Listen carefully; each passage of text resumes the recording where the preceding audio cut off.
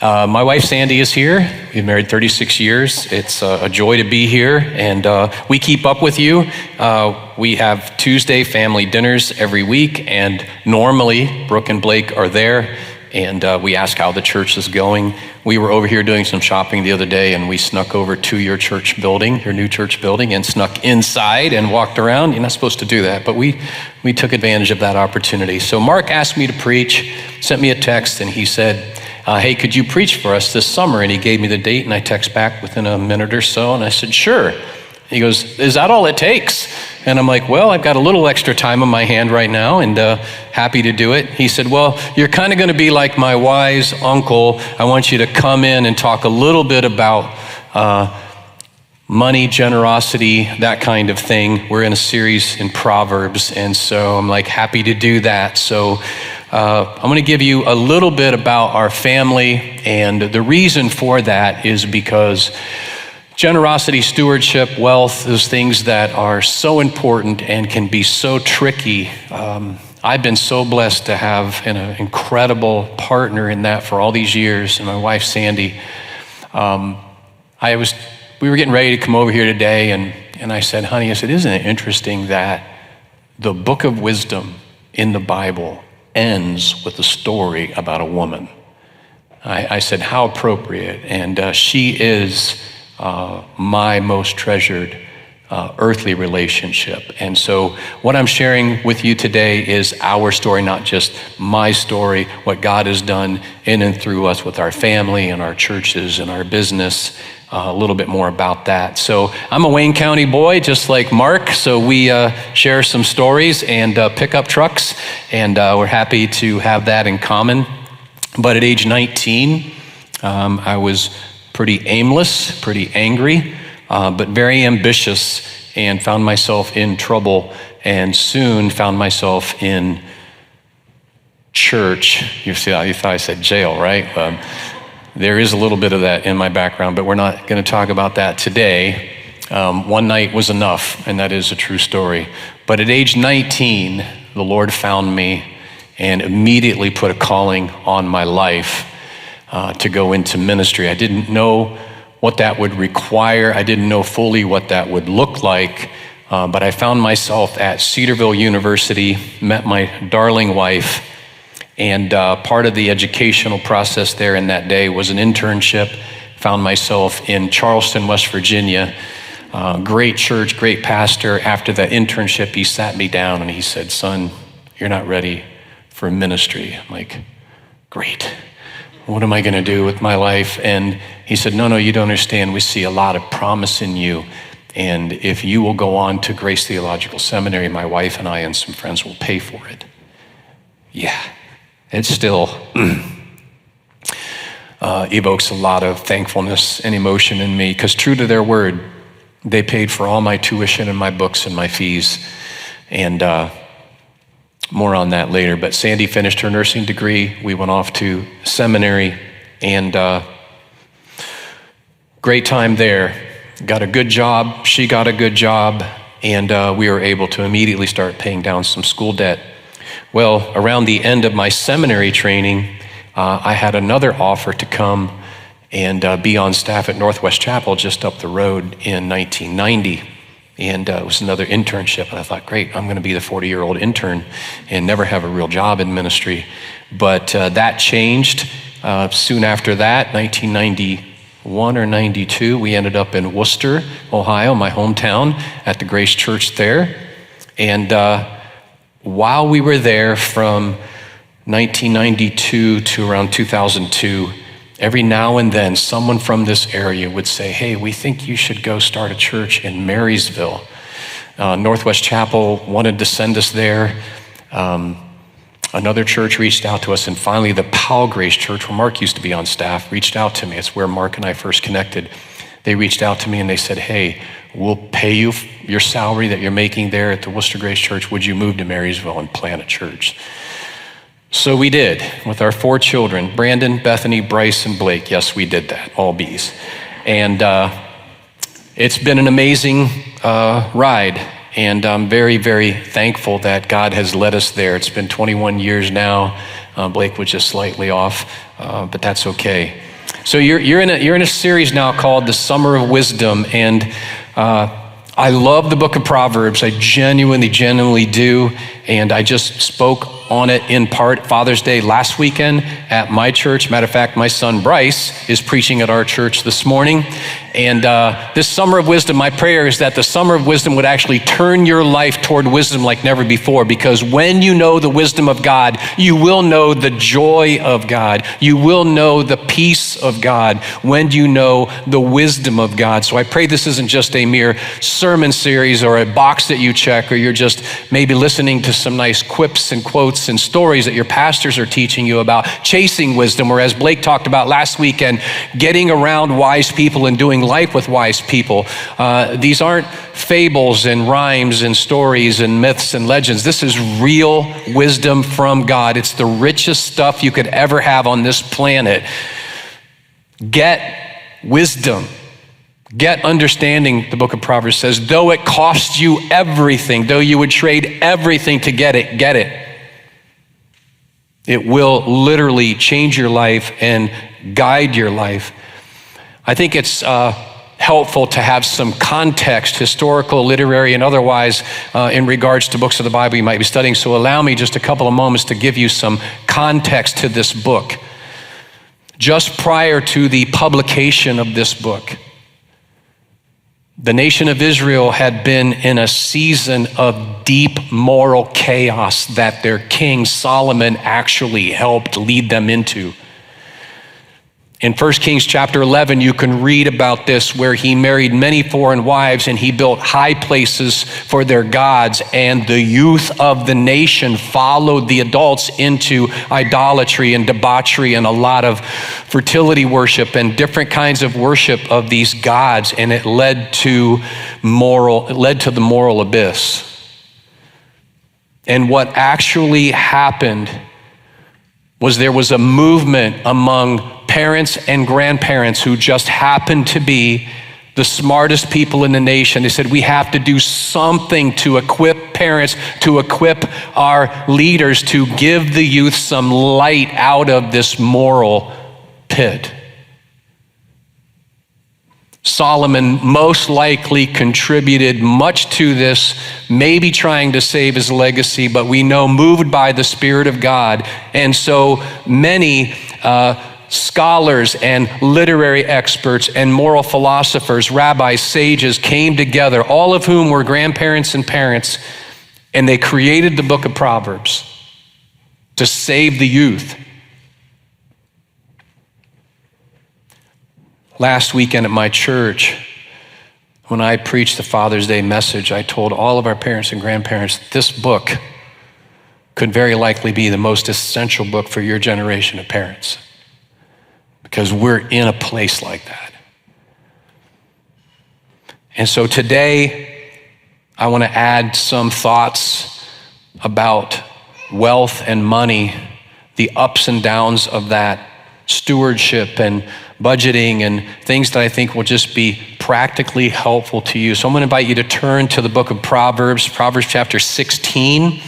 And if you're new this morning, we provide Bibles under the chairs. You can turn there. That page number is page number 384. And what I want to do with the rest of our time is I want to read through portions of this chapter, and I want to drop some flakes of gold in your pan. One of the things on my bucket list is to gold mine in Alaska, and I just might get that chance in August. I'm going to spend some time up there helping a church out, and I'm going to ask them, do you know someone who could take me gold mining? Panning for gold in an Alaska stream. I hope I get to do that. I may just try it on my own, but there are bears there, I hear, and it may be something that I need a guide for. But I want to try to drop a few flakes of gold in your pan today. And then I want to share our story. For me, stories inspire. The Bible is made up of so many stories, and I think our story is significant because God has done so many unthinkable things in our lives. And I just want to share some of our story, and maybe you can walk away with a few other pearls of wisdom, as Mark would call it. And then we want to give you our top tips. Sandy, help me with this list. And honey, what would you say to a relatively young church, definitely some young professionals, some young couples, young singles who are trying to make their way in this realm of personal finance and family finance. Let's put some tips together. So it's our list, our top tips. And then I want to share with you a little generational wisdom because I surveyed some of the young people around me. So if you take me out of the mix of our church staff, the average age on our staff right now is 30 years old. And in January, I'm stepping out of the lead pastor role, turning everything over to our young pastors. I surveyed a young teacher, a female in our church, and I asked a couple people in your congregation to give me some feedback generationally. What's it like? What are you getting right? What are you not getting so right? So I want to share those things with you. And then I want to leave you with what I'm calling my parting shot. So buckle up. Here we go. All right, Proverbs chapter 16. Proverbs 16. I want to start with verse 8. It says this, better a little with righteousness. Doesn't mean perfection, doesn't mean some high level of holiness and some holier than thou-ness. It just means getting it right most of the time. Better a little with righteousness than much gain having done it wrong or with injustice. Verse 11 says this, honest scales and balances are from the Lord. All the weights in the bag are of his making. I believe what this is saying is God's equity baked into creation.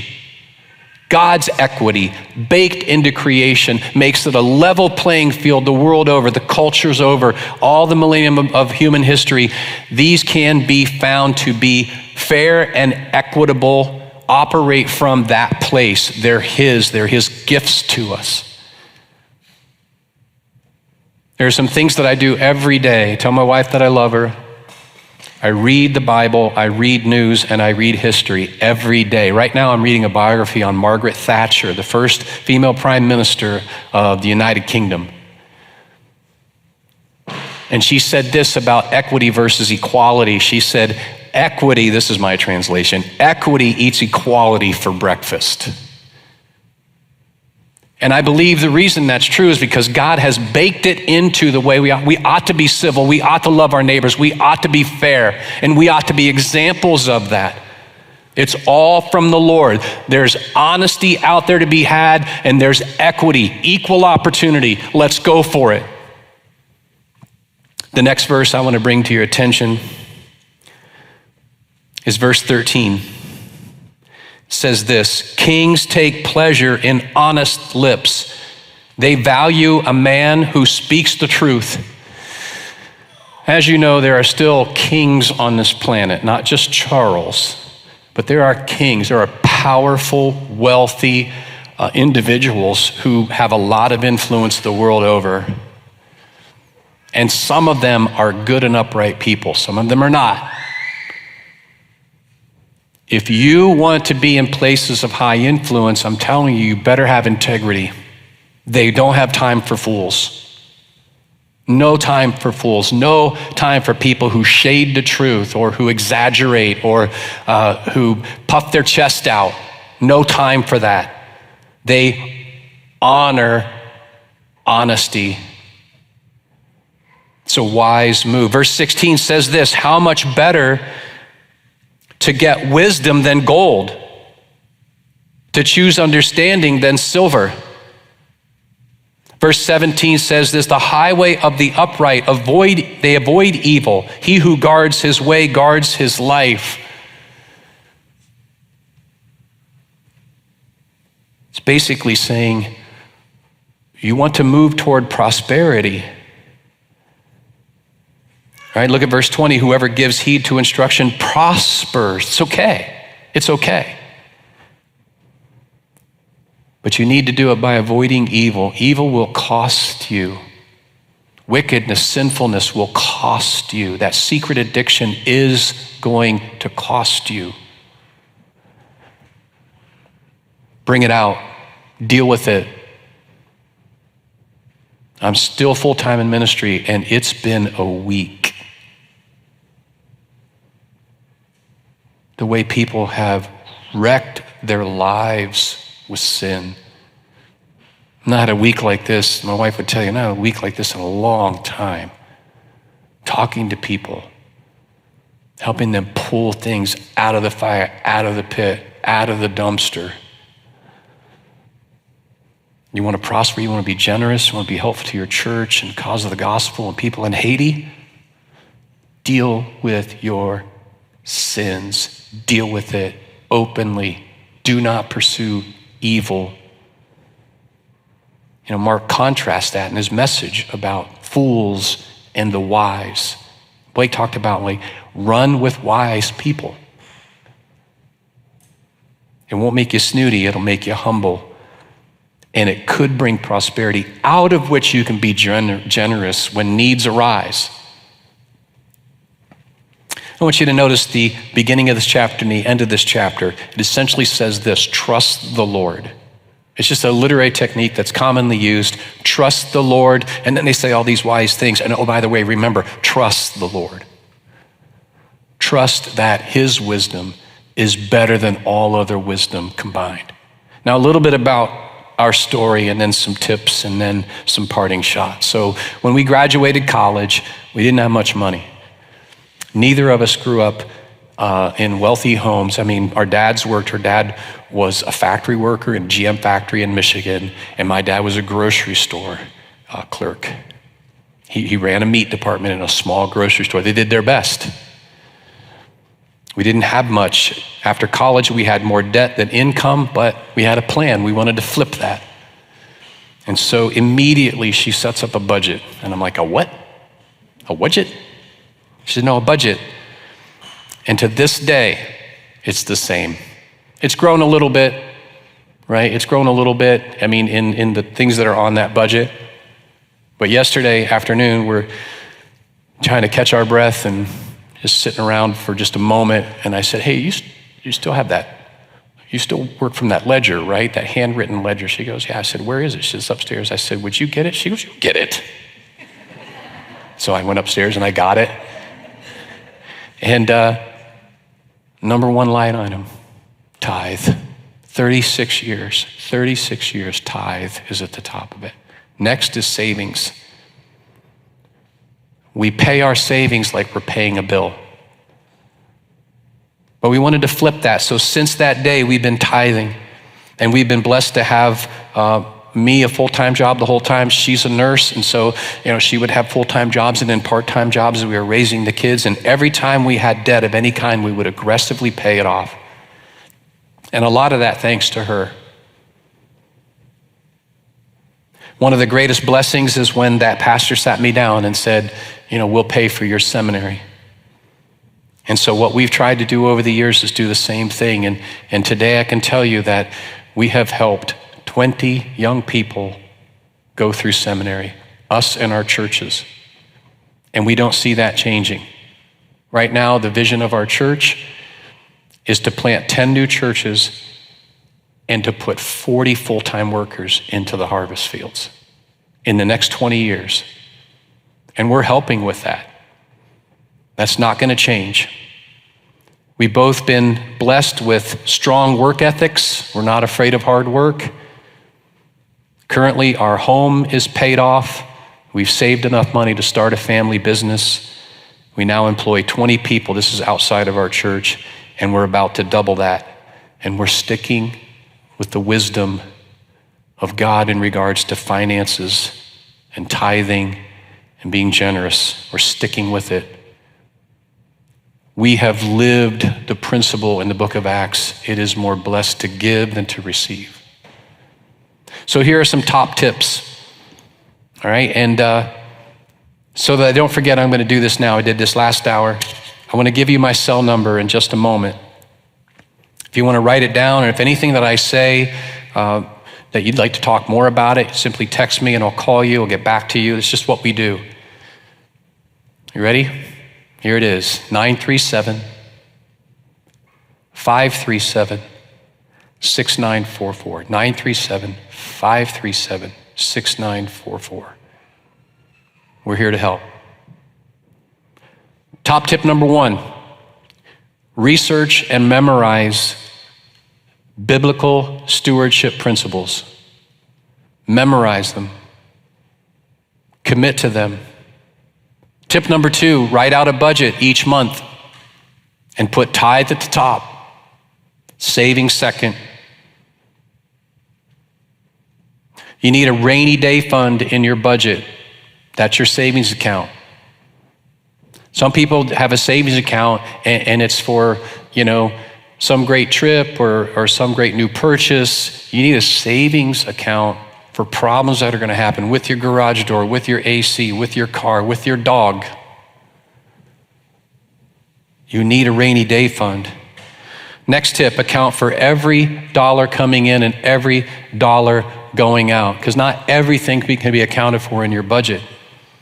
And if you're married, celebrate the differences. I'm so thankful that God brought her into my life.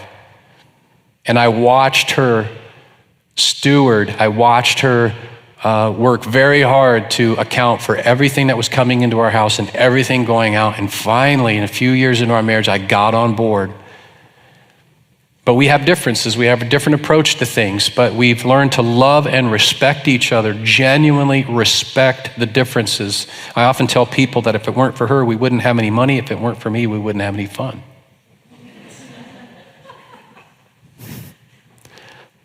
See, tithing and saving, and I mean by tithe, I mean a full 10% to our church. Other places that we might be generous, both of us have been to Haiti. We've been on missions trips. We have family that have been missionaries in China. I mean, this is tithe, and then those other things are on top of that. But tithing and savings sure are easier when you're living below your income level. And this may take a lot of conversations. If you're married here today and you're struggling with finances, I promise you, because that's happening because there are value differences, there are moral differences, and you got to work those out. Next, have a spouse allowance box with cash in it. Now, I know some of you don't know what cash is. Right? It still exists, and it's still an incredibly helpful tool for family finance, especially young couples. It's worked wonders for us, especially me, because I'm more the spender, the dreamer, the 30,000-foot guy. Hey, honey, it could be this way. We were even doing that on the way over here today. We're driving over here, and I'm like, you know what? Guess what? It's going to be 40 years soon. She's like, yeah. I said, it's been amazing, hasn't it? She didn't say anything. It's been amazing. I said, what if we set some new goals and some new plans? And she goes, yeah, like maybe Scotland and Ireland. And I'm like, yeah. But let's set those goals. So she's come a long way. So this box that we have, some of you know what I'm talking about. Matter of fact, I want to do a little survey. I did a survey last hour. I'm going to do a little survey. I'm going to step out here and do this because I can barely see some of you. How many of you are teenagers today? Not that you wish you were a teenager, but how many teenagers? We got 1, 2, 3, 4. Any other teenagers? Oh, 5, 6, 7, 8. Do you know Blake? Blake's a good guy. How many of you are in your 20s? How many okay, pretty good. 30s? Okay. 40s? I see you people. 50s? All right. We're getting close to my 60s. Where are my peeps? All right. Hello. 70s. Hello. 80s. How many of you should be with Jesus? 80s. Anybody in 9? Okay, just curious. So some of you know this. So this box, this cash box, we would get around $300 cash out per month, and we would divide up the cash in these envelopes of things that are just better to spend cash. And one of them for me was lunch. Another one was golf, haircuts. I don't know why that was in there, because you always cut my hair. And guess what? If I don't spend it on golf, it carries over. And I can spend it on whatever I want. That was a game changer for us. Right? Now I know it's not so easy to get money out of the ATM. We're using DoorDash to get money out of our ATM right now. It's great. doing that. Get cash, put it in a box, settle on that number. Maybe for you it's $150, maybe it's $200. For us it was $300. And it just was much better accounting than going to the ATM or just racking things up on the credit card. We had a purchase limit, still do. I'm not going to tell you what that number is, but neither of us could spend over that purchase limit without asking the other person and getting an agreement. Very, very helpful. Pay no credit card interest. And if you have it, attack it. We've never, ever once paid credit card interest. She would never do that. She would never do that. And I'm so thankful. Like I said, behave. Sin and evil will wreck you financially.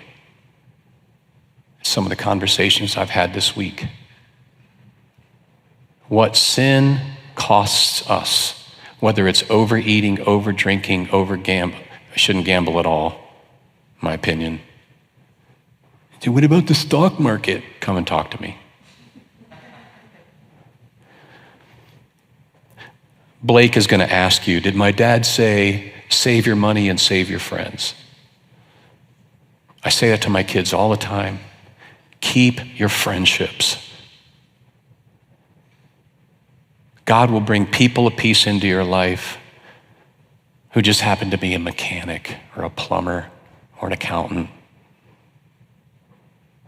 right?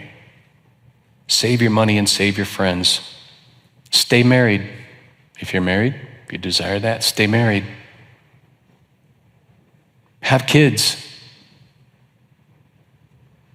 It's all in here in the book of Proverbs. These things will bring prosperity to you as you live righteously under the wisdom of God's word. You know, the world wants your kids. I wish someone would have pounded this into me earlier. So by the grace of God, we have partnerships with our kids. My son Bryce is our youth pastor, and Brandon, our oldest, is in business with us. You know, corporations, governments, the church, other things, they want your kids. No, they're yours. They're your kids. Build relationships with your kids that will last for decades and decades. The world would tell you that you owe us your kids. I don't believe that for a second. You know, there are governments around the world begging their young people. No, they're not begging them, they're paying. I read an article on CNN this morning. The South Korean government has spent $200 billion trying to get young people to have more babies. The materialism, the worldliness that is keeping people from having families, it's devastating economies, it's devastating culture. It's hard. We're watching our kids have kids. Isla's what? Isla's 3 months old right now? We're watching our kids have little kids. I forgot how hard that is. But it's worth it. If it's in God's providential plan for you, man, have kids and invest in them and stick with kids. Go into business, go into ministry. Keep your kids close. I'd like to say a lot more about that, but get advice. If your home is just not doing well with stewardship, if you're just bickering about it all the time and it's a source of tension every 15 days or 30 days, you need to seek advice. You need to be humble and seek advice. Don't try to do it on your own. Stay fit.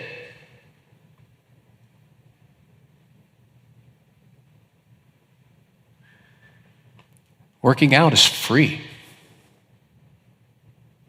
You don't have to spend tons of money on a gym membership.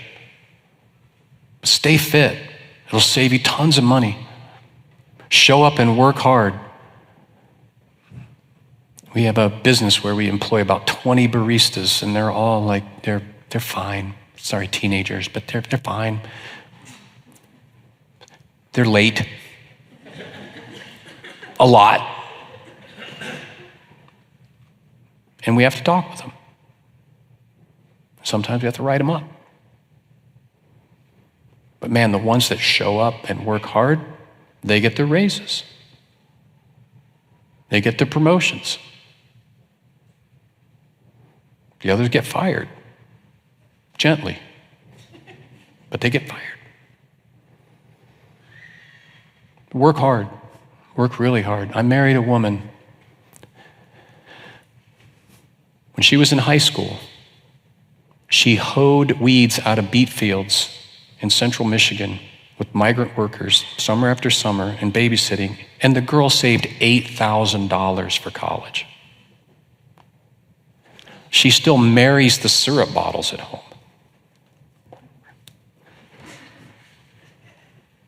She goes, don't put 2 dryer sheets in the dryer. I'm like, woman. But those little things pay off. We waited 6 years to buy our first house. We have a couch that's 30 years old, and I have t-shirts that are 40 years old. I thought I'd get an ew out of somebody on that one. My wife's love language is garage sales. Okay, next. Here's some generational perspectives. So I reached out to people, average age is like 27 years old. And I said, what is your generation getting right? And where might you need advice? These 2 people that responded kind of summed up everyone. So let me read them real quick. Hey, Clancy, sorry I got back to you a little late. We had a day date yesterday, probably too late for any input. He texted me at 1 a.m. last night. Anyway, it was good. And I believe there's so much insecurity and money in our generation. Everyone in our generation has Instagram, TikTok, etc. Telling them that they should have 16 different passive income streams by the time they're 25. This way, by the time they're 35, they're done working and other people and their money are working for them. Every other video is a 32-year-old who knows everything about money and now has $600,000 a year income.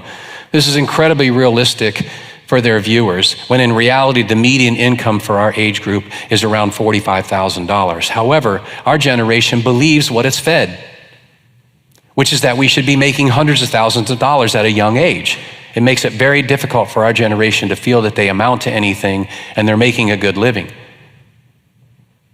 People feel like they have to make money to be successful, which isn't just boxed into our generation, but is inflated by the copious amount of social media that's imposed upon us. However, I feel that many people in our generation realize that there is so much more to life than money. They seem to be searching. They want flexible work hours so they can spend more time with their family. Many in our generation are not scared to break out of the mold and do something they love, even if it takes a financial risk. There seems to be a lot of interest in financial wellness and stewardship. I'm not joking. It's right here.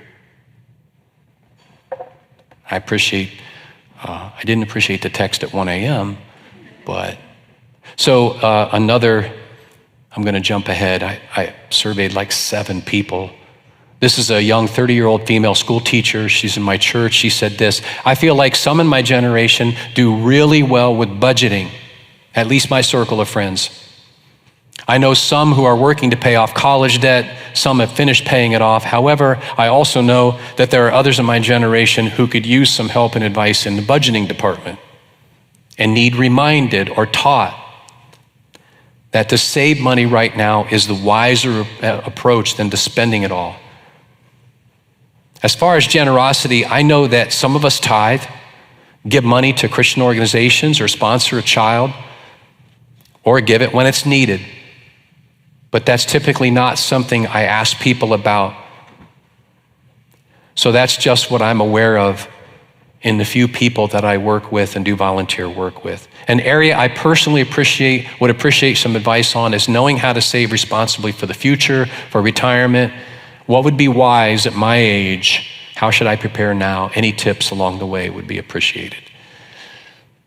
Another friend I talked to said that there seems to be, with technology, which, I didn't grow up with a cell phone in my hand. My kids really didn't. I mean, of course they do now, but this guy is in my church, is on my staff. He's 30, no, he's not even 30. He's like 28, 3 kids. His wife stays home. And he's like, we all think that we can start some, be some influencer and we can start some online business, but we don't realize the time that it takes to maintain it. So I want to leave you with what I'm calling my parting shots. So here are 3 bits of vital advice. It's going to be quick. So here we go. 3 bits of advice. Number 1, budget. Write it down. Know every dime, every dollar. Number 1 is budget. Number 2, budget. I know your eyes are rolling out of your head. What's number 3? Budget. You can't manage what you don't measure. Budget, tithe, savings, and watch God turn you into a generous person. Let's pray. Lord, thank you for giving us the book of Proverbs.